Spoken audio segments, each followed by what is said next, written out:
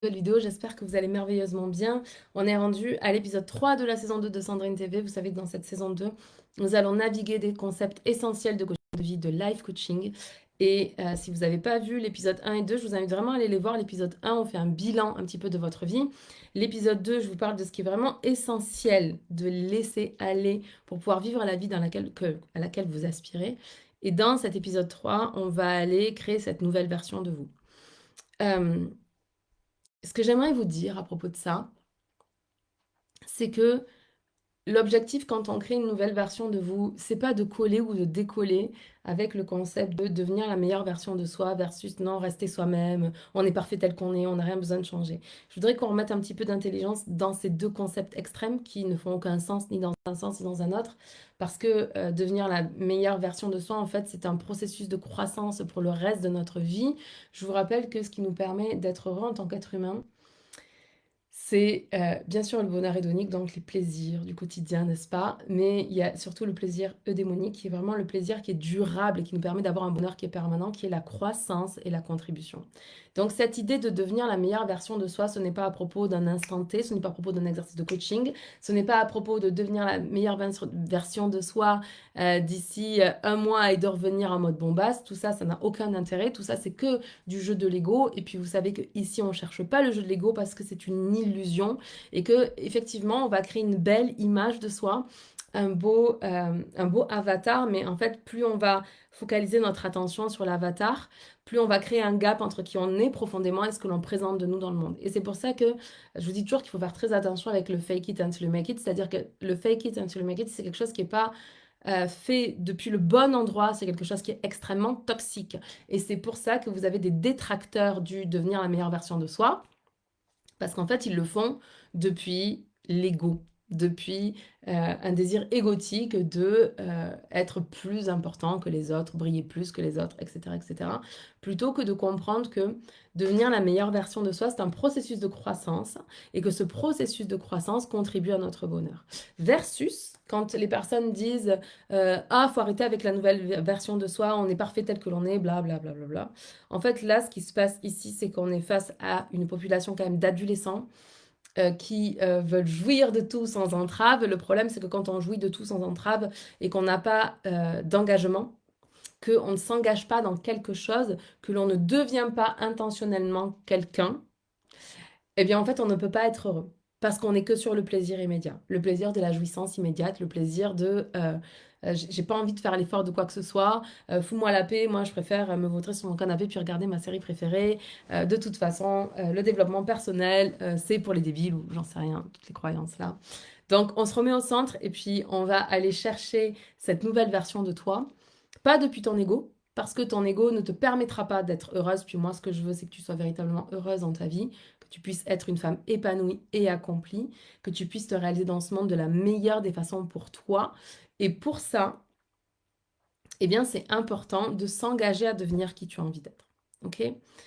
Quand on parle de la nouvelle version de toi, en fait, ce que moi je veux vous dire, c'est de devenir celle qui a la vie à laquelle vous aspirez, celle qui a la vie que vous désirez. Ce qui fait qu'aujourd'hui, vous n'avez pas la vie que vous désirez, cette vision que vous avez de la vie, c'est parce que vous n'êtes pas la personne qui peut avoir cette vie-là. Pas que vous ne le méritez pas, ça n'a absolument rien à voir. On mérite absolument tout ce que l'on désire. Mais c'est plutôt que ça nous implique d'aller grandir l'être humain pour que nous devenions l'être humain pour qui la réalité à laquelle vous aspirez est sa norme. Pour cette personne, c'est normal. On parle de processus d'alignement. Ce que je veux que vous reteniez ici pour simplifier cette notion d'alignement, c'est que deux points sont toujours alignés. Donc ça veut dire que quand on parle d'alignement, on parle minimum de trois points. Et on parle notamment d'un point d'ancrage. Est-ce que vous êtes aligné par rapport à votre passé? Ça, c'est quand vous êtes en pilotage automatique, vous êtes aligné sur le passé. Vous êtes constamment en train de recréer votre passé. C'est pour ça qu'on est toujours aligné en fait. Mais à quoi est-on aligné? Est-ce que vous êtes aligné dans le présent? Vous pouvez être aligné à vos valeurs, par exemple, dans le présent, ou aligné à votre réalité présente. En général, c'est ce qu'on fait. Si on n'a pas un profil où on rabâche le passé, où on est en permanence dans il s'est passé ci, il s'est passé ça, et j'ai des regrets, j'ai des remords, et blablabla, ou qu'on fait des reproches aux autres, qu'on a du mal à pardonner, là on est ancré dans le passé. Mais la plupart d'entre nous, on est ancré dans notre présent.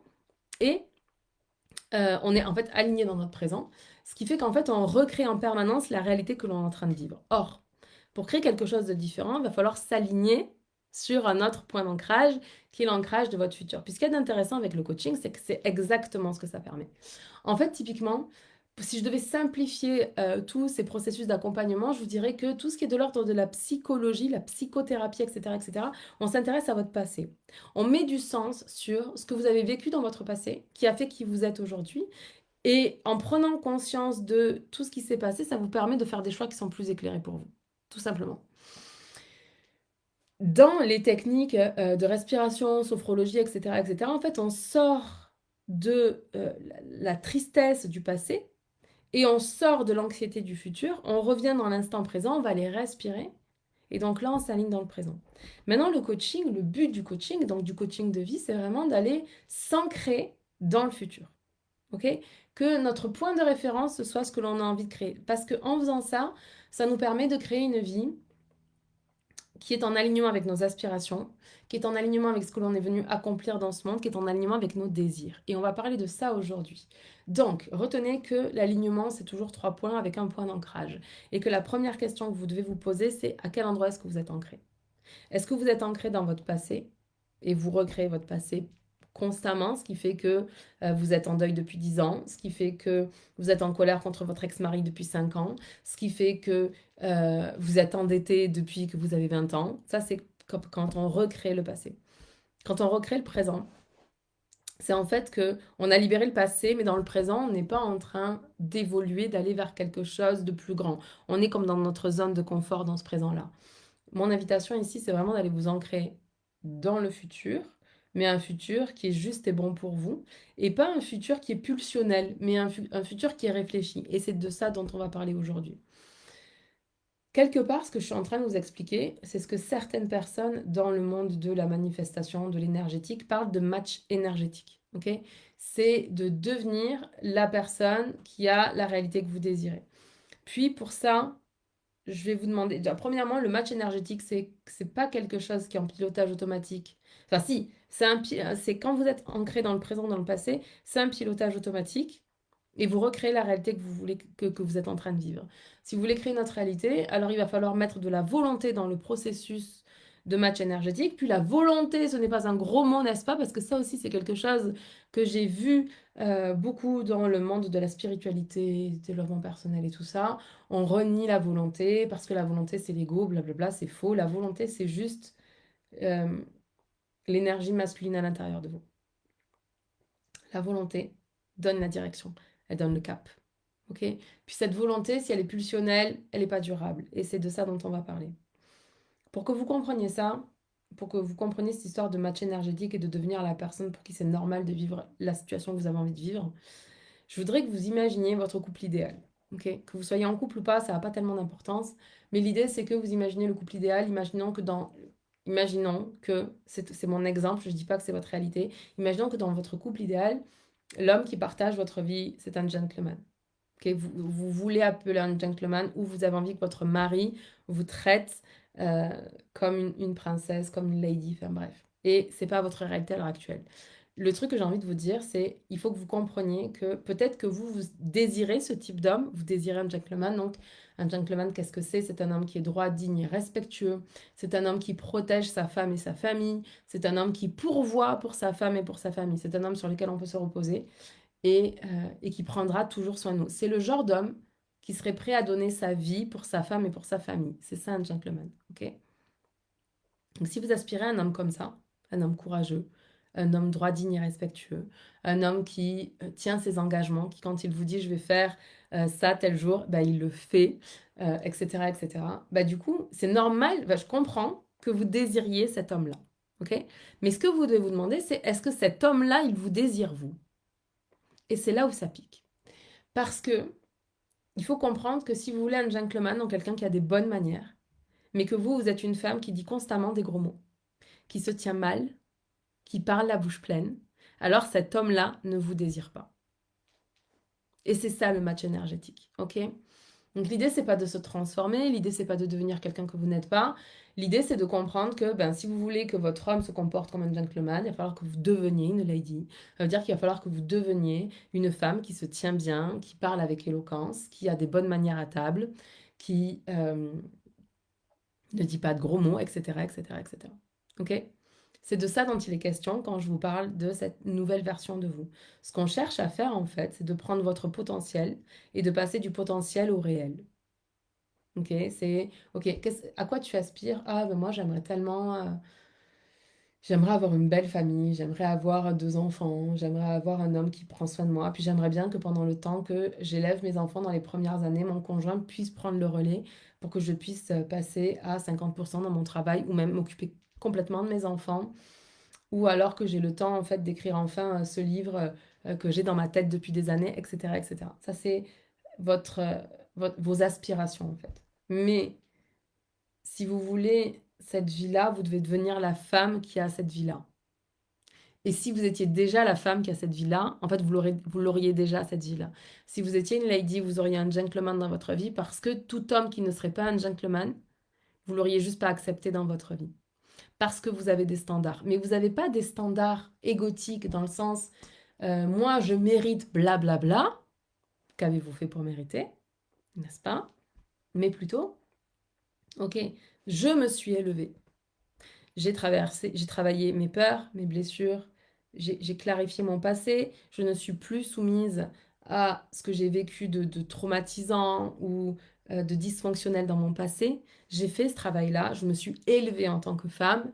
En tant que femme, je suis capable de euh, m'acheter une maison, m'acheter une belle voiture, voyager, euh, m'offrir ce que j'ai envie dans ce monde. Donc c'est normal que je choisisse un homme qui a les mêmes standards que moi. Parce que si je prends un homme qui a des standards moins que moi, en fait, je vais devoir tirer mon compagnon. Et désolée pour cette phrase-là, ça va piquer, mais je pense que je crois qu'il est temps que j'ouvre un petit peu un espace là-dessus parce que ça fait longtemps que j'ai ces croyances et que je travaille dans cette direction. Je pense que c'est depuis que j'ai 25 ans que je fais ce travail-là de compréhension, etc. Et je sais pas où je voulais en venir. C'est pas grave, je me mets, je m'accepte, ça va revenir. Euh, il y a longtemps que je fais ça, et ce que je dois vous dire à propos de tout ça, c'est que j'aurais pu choisir dans mon parcours quand j'étais une femme célibataire tellement d'hommes. J'ai rencontré beaucoup de gens. Ça ne veut pas dire que j'ai couché avec beaucoup de gens, mais j'ai rencontré beaucoup d'hommes. Et en fait, j'avais des standards de trucs de si l'homme il faisait pas ça, c'était sûr que c'était pas un homme qui était bon pour moi. Puis je vais vous choquer, mais je m'en fous, tant pis. J'espère que ça servira celles qui ont besoin de l'entendre. Mais typiquement, euh, j'étais une femme indépendante qui gagnait sa vie, qui était indépendante en plus. Donc j'étais en train de vivre le métier de mes rêves. Je, j'avais du temps pour faire du sport, j'en ai un peu moins les temps avant. Je voyageais, etc., etc. J'allais à des conférences, je me formais, j'évoluais, blablabla. Et je pouvais me payer aussi ce que je désirais en fait dans ma vie. Je pouvais vraiment me payer ce que je désirais. Donc je regardais pas quand je devais faire des achats ou blablabla. Puis quand un homme voulait me rencontrer, quand un homme voulait passer du temps avec moi pour me connaître, pour peut-être envisager une relation ou pas, le fait est que si l'homme qui avait envie de me voir m'invitait au restaurant et qui me proposait de faire 50-50, c'était sûr que je le reverrais jamais. C'était sûr que moi, je prendrais pas, je ne m'engagerais pas dans une relation où l'homme me demande de payer le premier repas que l'on passe. Et il est hors de question aussi que parce qu'il m'a invité la première fois, je l'invite la deuxième fois. C'est pas comme ça que ça se passe dans mon monde, parce que je voulais un homme qui soit un pourvoyeur. À l'époque, je ne savais pas que c'était ce mot-là. Et non, je suis pas une femme vénale, blablabla. C'est juste que, à un moment donné, je veux un homme sur qui je peux me reposer s'il se passe quelque chose. Je veux pas un homme qui vive à mes crochets. Enfin, je voulais pas un homme qui vive à mes crochets. Je voulais pas un homme qui tire mon style de vie vers le bas, mais quelqu'un qui me permette de m'élever. Et c'était ça la phrase que j'ai oubliée juste quelques instants avant. C'est que la femme s'élève grâce au mariage. Et que ça, c'est une très bonne chose, ok? C'est bon pour vous, c'est bon pour nous les femmes, c'est bon pour les hommes aussi. Parce que si une femme s'élève au travers du mariage, ça veut dire qu'un homme, pour avoir une femme qui lui plaît, il doit vraiment s'élever pour sécuriser la femme avec laquelle il a envie d'être, ok? Donc, c'est vraiment un mouvement à comprendre et à conscientiser, c'est sortir de son ego de tu me prends comme je suis ou tu me prends pas, mais c'est de comprendre que euh, vos standards, ils sont pas égotiques, vos standards, ils sont ce que vous êtes capable de vous donner à vous. C'est pas normal que ce que vous êtes capable de vous donner à vous, l'homme avec qui vous allez faire votre vie, ne puisse pas vous offrir ce que vous êtes capable de vous donner en termes d'amour, en termes de style de vie, en termes de plein de choses. C'est juste pas normal. Voilà. En tout cas, c'est ma vision. Je dis pas que c'est la seule et unique vision, je dis que c'est ma vision et que c'est ce qui me permet d'être heureuse. Et c'est pour ça que cette notion de devenir, créer cette nouvelle version de vous, c'est vraiment de comprendre que d'être en humilité. En fait, c'est l'humilité et la grandeur qui s'expriment en même temps. C'est-à-dire grandeur sans humilité, et bien du coup, vous avez quelqu'un avec un ego surdimensionné qui se remet jamais en question et qui pense qu'il faut le prendre comme il est. Oui, ben dans ce cas-là, je vais pas te prendre. Et quelqu'un qui est trop dans l'humilité puis qui comprend pas que c'est une belle et grande personne, que la grandeur habite chacun d'entre nous et que être grand, ça ne signifie pas écraser les autres, ça signifie juste quelque part se prendre au sérieux notre vie, prendre au sérieux nos rêves et nos aspirations et se donner les moyens de réaliser ce rêve ou d'avoir la vie à laquelle on aspire simplement. Ok?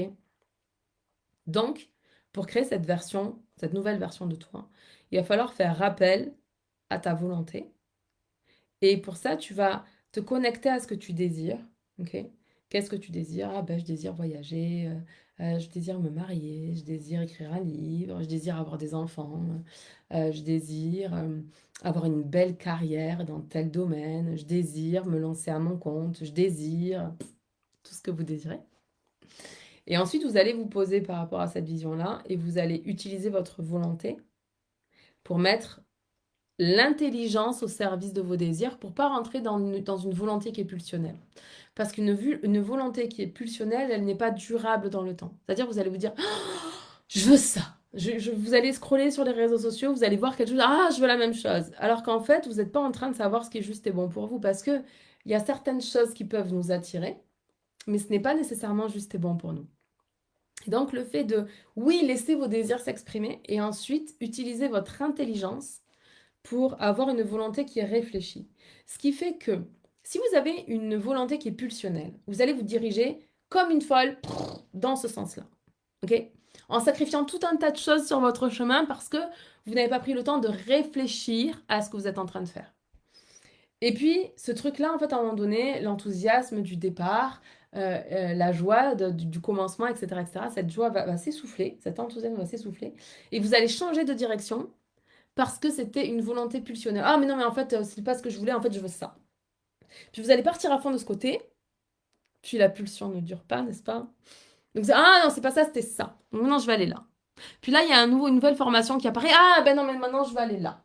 Et etc., etc., etc. Et donc, en fait, vous tournez en rond autour de votre propre réalité, mais sans créer vraiment le changement de réalité que vous désirez. Donc, laissez émerger vos désirs. Qu'est-ce que vous avez envie de vivre comme vie? Puisque vous avez envie de vivre comme vie, la femme que vous avez envie d'être, ce n'est pas la même femme que votre meilleure amie, que votre sœur, que votre mère, que... Non, c'est vous. Il n'y a personne d'autre que vous qui doit vous dire quel genre de femme vous avez envie d'être. C'est juste vous. Même votre mari ne dicte pas quel genre de femme vous avez envie d'être, ok? Vous devenez la femme que vous avez envie d'être, mais cette femme que vous avez envie d'être, croyez-moi qu'elle est vraiment bonne pour vous. Elle est bonne pour votre mari. Elle est bonne pour vos enfants. Elle est bonne pour votre famille. Elle est bonne pour vos amis. Elle est bonne pour le reste du monde. Cette version de vous, elle est bonne et juste pour tout le monde. Tout le monde s'y retrouve. Si vous voulez créer une nouvelle version de vous où vous allez vouloir prendre le pouvoir dans votre couple, c'est pas bon pour les gens autour de vous. Déjà, c'est pas bon pour vous. Si vous êtes dans le pouvoir, vous êtes dans l'ego. Quel est l'intérêt de vivre une vie dans l'ego? Vous êtes dans l'illusion. Dommage. Ensuite, c'est pas bon de vouloir prendre le pouvoir sur votre conjoint. Votre conjoint est libre. En fait, même si vous êtes marié, il a fait un choix librement consenti d'être avec vous. Il n'y a aucune raison que vous preniez le pouvoir sur vous. Aucune raison que vous preniez le pouvoir sur vos enfants. C'est pas le but. On élève ses enfants et on co-crée notre réalité avec notre conjoint. Donc vous voyez bien que là, typiquement, ce désir pulsionnel à un moment donné de dire maintenant ce sera comme ça et pas autrement, ce désir pulsionnel, il va pas durer dans le temps. Et tant mieux, en fait, parce que ça serait pas bon ni pour vous ni pour les autres.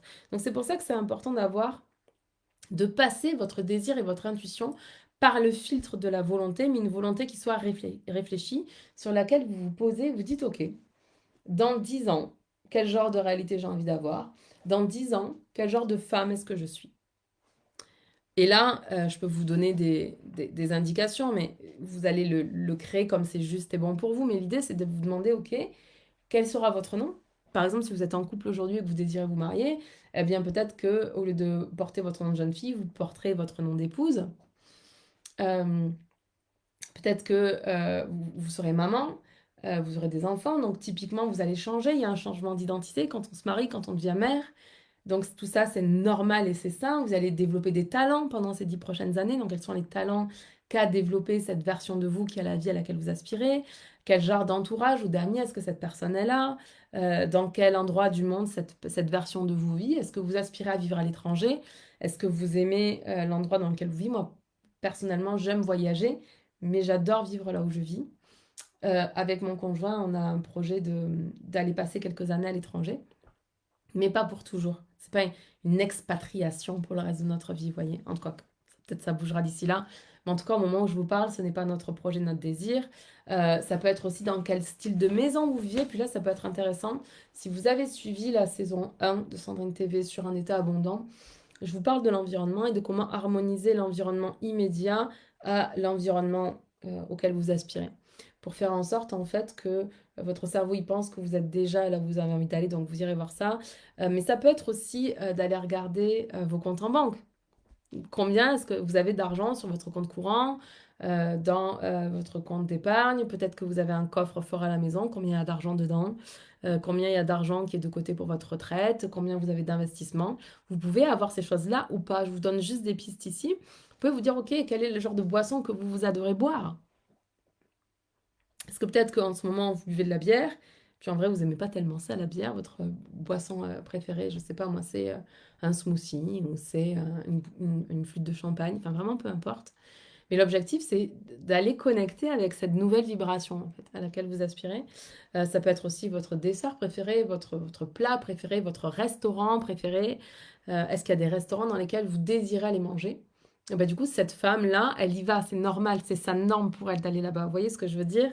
Également, et c'est là que ça va être très intéressant, si vous êtes entrepreneur spécifiquement, ok? Si vous êtes entrepreneur en ligne et que vous avez une tendance à consommer beaucoup de contenu des autres sans jamais aller jusqu'au bout, du contenu que vous créez, que vous achetez, faites la liste des livres et des cours que vous avez envie de suivre. Et si, comme ça, s'il y a une publicité qui passe dans votre feed et que ça ne correspond pas avec cette femme-là, cette identité de cette femme-là, ben vous ne l'achèterez pas. L'intérêt de créer cette identité, c'est que ça vous donne un point de repère, un point d'ancrage. Et que vous allez arrêter d'aller dans ce sens, d'aller ici, puis là-bas, puis finalement elle, puis elle gagne plus d'argent. Ça, c'est un truc qui est complètement dingue en fait, et qui est difficile pour moi, et qui est une des raisons pour lesquelles en ce moment, euh, je repense mon business model, puis je sens que je vais faire les choses différemment. Je pense que sur le fond, ça ne changera pas des masses, mais sur la forme, ça va changer. En fait, je suis quelqu'un qui est très sensible au savoir. Ok, pour moi, le savoir est bien plus important que l'avoir. Et le problème, c'est que euh, j'ai des clientes que j'adore, que j'ai accompagnées en coaching, que j'ai formées au coaching dans mon école Dharma Coach School, etc. Je leur ai enseigné des choses qui sont fondamentales et je les vois pourtant aller euh, d'un côté, de l'autre, d'un côté, de l'autre, sur des trucs qui sont superficiels, ok? Sur des trucs qui sont de l'ordre de l'avoir, plutôt que d'aller développer en elles la femme qu'elles ont envie d'être. Je les vois aller dans une direction, dans une autre, dans une autre, dans une autre, mais en fait, elles se perdent d'abord, elles sont hyper fans de telle personne, puis elles sont hyper fans de telle personne, puis elles sont hyper fans de telle personne, mais à aucun moment, elles, elles incarnent ce que je leur ai enseigné, qui est de devenir sa propre figure d'autorité. Et cet exercice-là, il vous permet ça, d'incarner votre propre figure d'autorité. De vous dire, OK, quel genre de femme moi j'ai envie d'être, quel genre de cours j'ai envie de suivre, quel genre de livre j'ai envie de lire, et de rester focus sur cette identité-là. C'est pour ça qu'il faut prendre le temps de la réflexion. Ça ne peut pas être la définition de cette nouvelle version de toi, ça ne peut pas être quelque chose qui est pulsionnel. Ça peut pas être quelque chose qui... Oh, je vois ça sur les réseaux, je veux ça. Vous voyez, parce que là, il n'y a pas de réflexion, c'est vraiment de la pulsionnalité. Puis, c'est pas mauvais D'accord? La pulsion, le désir, c'est génial, c'est ce qui fait qu'on est en vie, qu'on est mu par quelque chose, etc. Mais c'est pour ça que c'est important de se dire, ok, je désire ça, mais est-ce que ça, c'est juste et bon pour moi? Parce que si je suis mariée, que je suis maman, et que je veux passer le reste de ma vie avec mon conjoint et élever nos enfants et blablabla, et que à un moment donné, on me propose une formation pour prendre le pouvoir dans mon couple et imposer ma réalité à l'autre, je risque pas d'arriver à la fin de ma vie dans un couple qui est heureux, épanoui, d'avoir passé toute une vie ensemble. Vous voyez ce que je veux dire? Et pourtant, mais c'est parce que le marketing est très bon. Mais je pense que je vous ferai un partage sur notamment les appels de vente et à quel point c'est pas bon. C'est pas bon pour vous, en fait. C'est juste pas bon. Quelqu'un qui utilise la peur pour... En fait, ce qu'il faut comprendre, c'est que quand on utilise la peur, on bascule les gens. Je fais la parenthèse maintenant, tant pis, c'est comme ça. Quand on utilise la peur, on bascule les gens en survie. Et quand vous êtes dans la survie, vous ne réfléchissez plus. Donc si vous avez peur, si on vous a dit que vous n'y arriverez pas sans cette formation et que vous avez peur de ne pas y arriver, ben en fait, vous n'êtes pas en train de réfléchir à acheter, à est-ce que acheter cette formation, elle est bonne ou pas pour vous. Puis c'est le but.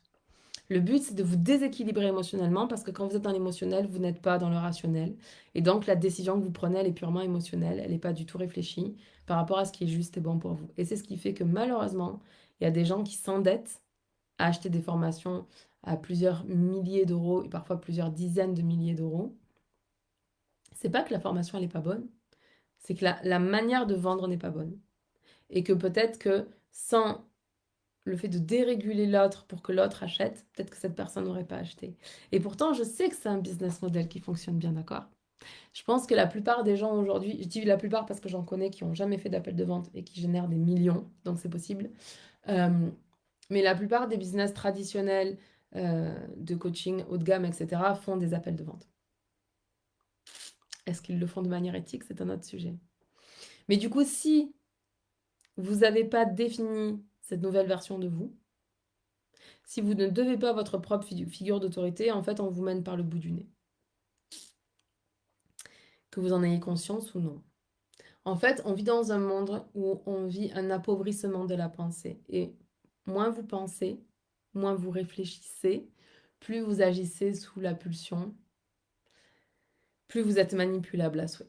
Et donc, moins vous réalisez la vie de vos rêves. Parce que croyez-moi que les personnes qui réalisent la vie de leurs rêves, elles sont pas en train de courir dans une direction, dans un autre, dans une direction, dans un autre. Elles savent exactement où elles s'en vont. Et elles y vont.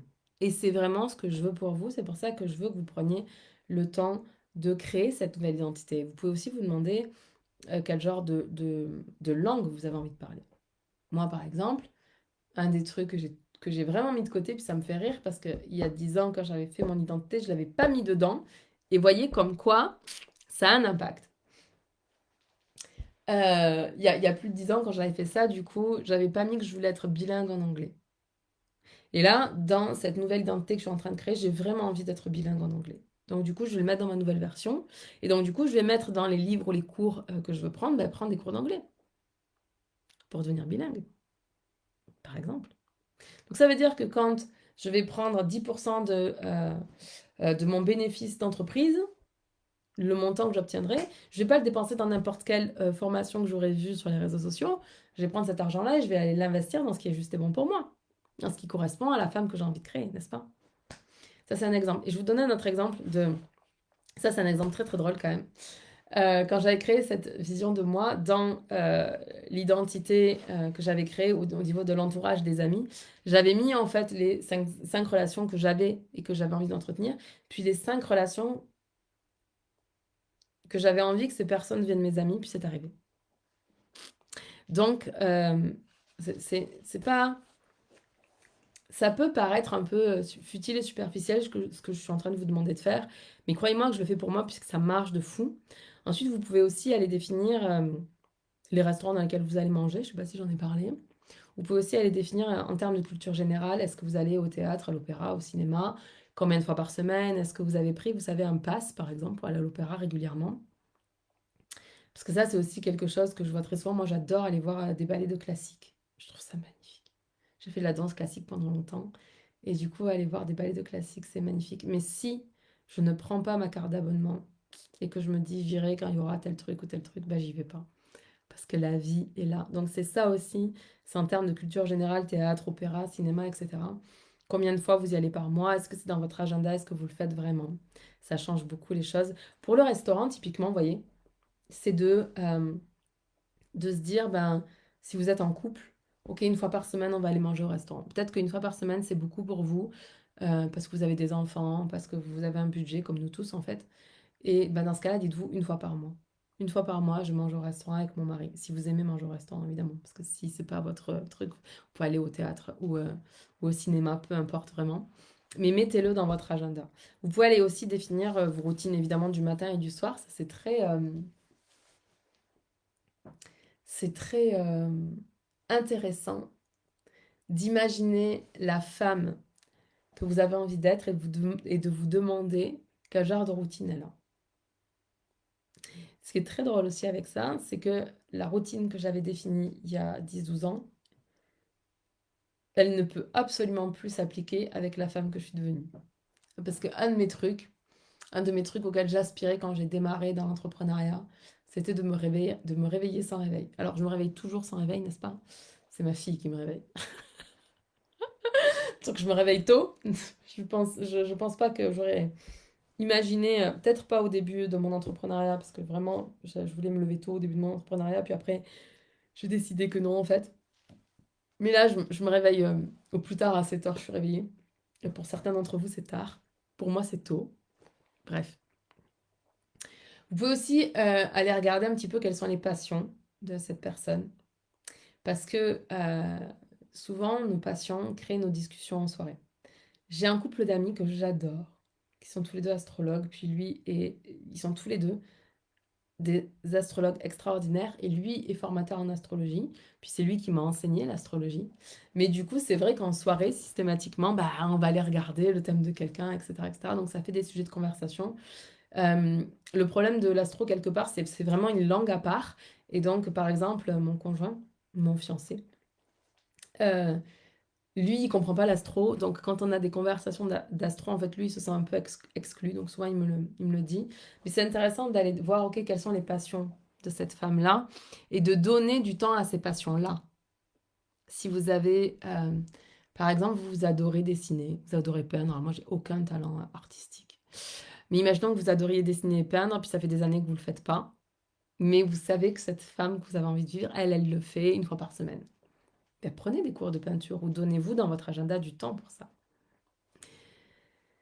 Euh, Quelque chose qui me vient là en idée, c'est d'aller définir aussi, parce que c'est une erreur que je vois aussi beaucoup, et souvent quand j'ai des clientes qui viennent avec moi, alors peut-être pas des clientes qui ont fait le million ou qui font des millions, mais quand j'ai des clientes qui font pas encore les 6 chiffres, parce qu'en général, 6 chiffres, c'est à peu près plus clair, mais avant les 6 chiffres, je me rends compte que elles n'ont pas défini qui était leur mentor.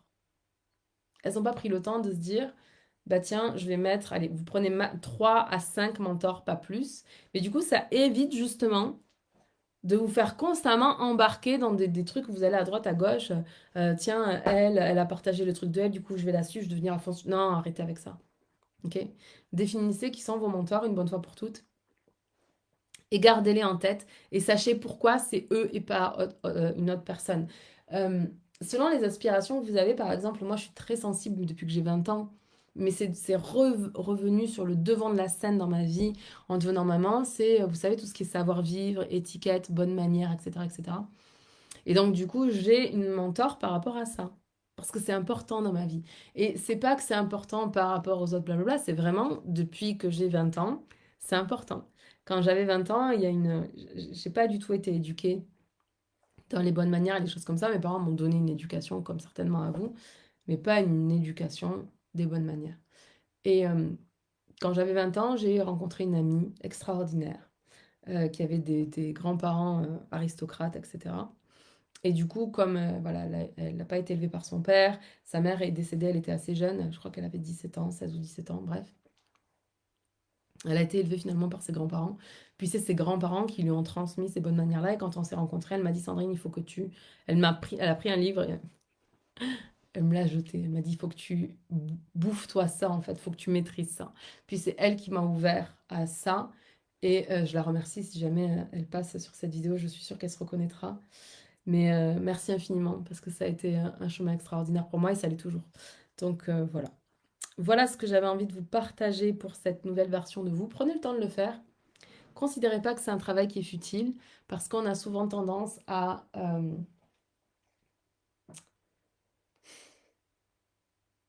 on a souvent tendance à se fixer des objectifs, donc des trucs qui sont extérieurs à nous, sans prendre le temps de créer l'intérieur, l'être, qui je suis en tant que femme, qui j'ai envie d'être. Quel genre de femme j'ai envie d'être pour moi, pour les autres, pour le monde. Quel genre de femme j'ai envie d'être pour moi. Si vous avez des enfants et que vous êtes mariés, dites-vous quel genre de femme j'ai envie d'être pour moi. Quel genre de femme j'ai envie d'être pour mon mari. Quel genre de femme j'ai envie d'être pour mes enfants. Ça doit être extrêmement clair. Ça doit être défini. Et vous devez savoir exactement quelles sont les choses que vous avez besoin de développer. Par exemple, moi, encore que ça va de mieux en mieux, mais ma patience, n'est-ce pas? J'ai tendance à être impatiente. En même temps, j'ai une lune en bélier. Donc c'est un peu normal dans mon identité, mais typiquement ma fille m'apprend beaucoup la patience. Mais j'ai à cœur d'être une mère patiente. C'est important pour moi. D'être une femme patiente. Croyez-moi, je suis beaucoup plus patiente avec ma fille qu'avec mon fiancé. Mais bon, j'apprends. Ok, je vous laisse ici. On se retrouve du coup dans l'épisode 4. On va aller créer votre vision. Mais vraiment, si vous n'avez pas fait l'épisode 1, 2, faites-les. Puis faites cet épisode 3. Vous allez créer une nouvelle version de vous. Puis je pense que ça va vraiment être bon pour vous. Puis imaginez, en fait le truc avec ça, c'est qu'il faut imaginer que si ça c'est votre point d'ancrage et que vous utilisez votre volonté pour atteindre ce point d'ancrage-là, dans 10 ans c'est qui vous êtes. Et il n'y a rien qui est impossible. Et c'est pour ça que vous avez besoin et d'écouter vos désirs et de mettre votre intelligence au service de vos désirs en ayant une réflexion sur, ok, euh, par exemple, imaginons que vous avez une pulsion, ah, je vais aller à Dubaï parce que tous les gens que je connais qui ont réussi sont à Dubaï. Blablabla. Vous dites, ok, je vais aller à Dubaï. Mais en fait, ça, c'est pulsionnel. Et puis en fait, quand vous réfléchissez, vous dites, ouais, mais en fait, non. En fait, non, parce que j'ai pas envie que ma fille grandisse à Dubaï. J'ai envie que ma fille grandisse dans la tradition française, par exemple. Peu importe. Mais vous voyez comme il y a une différence entre le pulsionnel qui ne tient pas et, ok, le désir qui émerge de soi, cette impulsion qui vient de notre profondeur, de notre âme, de notre cœur, auquel on met le service de l'intelligence. Donc, on fait preuve d'une volonté qui réfléchit. On réfléchit à ce qui est juste et bon pour nous. Et là, ça fait du sens, en fait. Il n'y a pas de sens dans la pulsion, mais il y a un sens dans la réflexion. Je prends le temps de réfléchir. J'arrête d'appauvrir ma pensée, de penser en slogan. De voir des gens qui disent il faut devenir la meilleure version de soi. Non, il ne faut pas devenir la meilleure version de soi. Sortez de ça. Ok. Remettez de l'intelligence, remettez de la réflexion et comprenez que c'est de votre vie dont il s'agit et que ces choix-là sont vraiment importants pour vous, pour les autres et pour le monde, pour que vous puissiez devenir la femme que vous avez envie d'être et pour que vous soyez enfin votre propre figure d'autorité. Et ça, c'est très très bon d'être sa propre figure d'autorité pour son conjoint, son mari, son fiancé et pour ses enfants. Parce que sinon, si vous n'êtes pas votre propre figure d'autorité, quelle est la figure d'autorité pour vos enfants, pour vos amis, pour votre mari? Si vous ne le savez pas, c'est vraiment que c'est pas... Il va falloir repenser ça. Ok, je vous laisse là, je vous aime, je vous embrasse, merci d'avoir regardé cette vidéo jusqu'au bout. Écoutez, si c'est pas déjà fait, je vous invite à vous abonner, à me mettre un petit pouce en l'air si vous avez aimé la vidéo, et puis à me partager vos questions ou vos avis sur cette vidéo dans les commentaires. On se parle très vite. Bye.